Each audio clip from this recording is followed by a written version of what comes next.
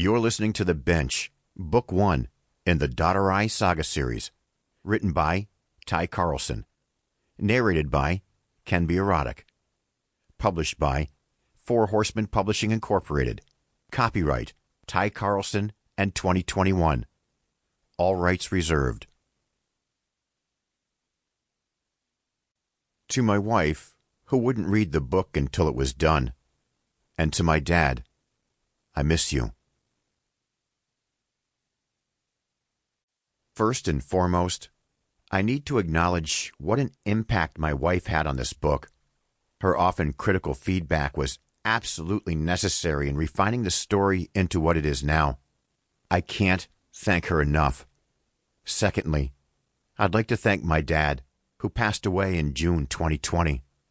This book deals with grief in many different ways, and my father helped me be the man I am today. He is sorely missed. I'd be a bad friend if I didn't also acknowledge the invaluable advice of Scott Sutton and Abby Bogus. You listened to my ramblings, gave me feedback, and told me what wouldn't work and why. Thank you. Also, big thanks to my editor, Laura. We started this journey at the same time, and your help and feedback not only helped the story, but helped me as an author. And Anthony. Part 1, Evan. Chapter 1. Evan Reeder knew he was dreaming for two reasons. The first was an overwhelming sense that everything was fine. Not fine, in fact, but good, which was something he hadn't felt in some time. The second reason, and a dead giveaway, was that his wife was standing in the kitchen before him, and since she'd been dead for going on 4 years, the only logical explanation was this was a dream. Initially, he stood there, mute. Her lips were moving, but he couldn't hear her, and it was completely silent for a moment. When he tried to speak, his own voice resounded in the vast empty air that surrounded him. What?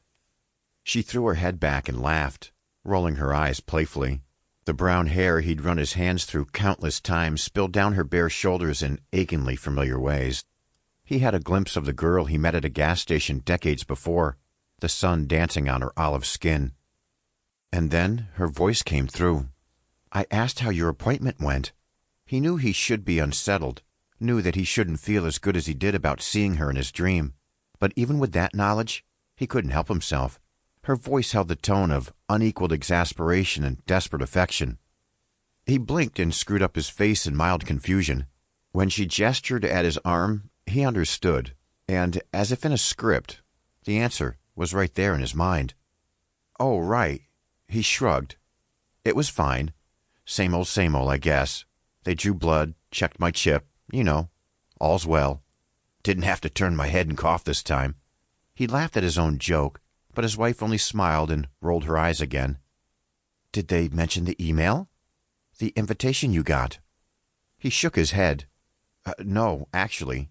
They didn't, which I thought was weird, but the email was for a different appointment anyway. Dreams are funny. One minute you're standing in the kitchen talking with your dead wife about an email you received during your waking hours from a major tech corporation, and the next minute, your best friend's now sitting at the table and it's all perfectly reasonable. The setting was too familiar, a memory of sorts, but like in any dream, it was smashed together with other memories. It was too haphazard to be real, but he remembered this. Mason, Evan's best friend, was sitting calmly at the table and trying to convince him that it was all a conspiracy. A small part of himself thought, yeah, in this situation that's what's weird.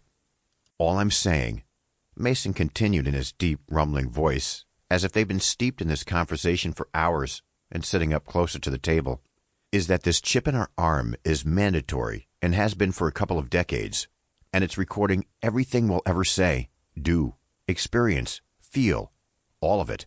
And then what? It's going to sit in a computer mainframe for the rest of time? Evan didn't remember if Mason had always been so paranoid, but he had a specific memory of Mason when they'd met. Evan had been out with friends to a local bar called Steelfire Grill. It was in Atlanta, Georgia, and he'd been there visiting some friends. These friends insisted on going to Steelfire for their beer. Evan hadn't ever been a big drinker. Sample complete. Ready to continue?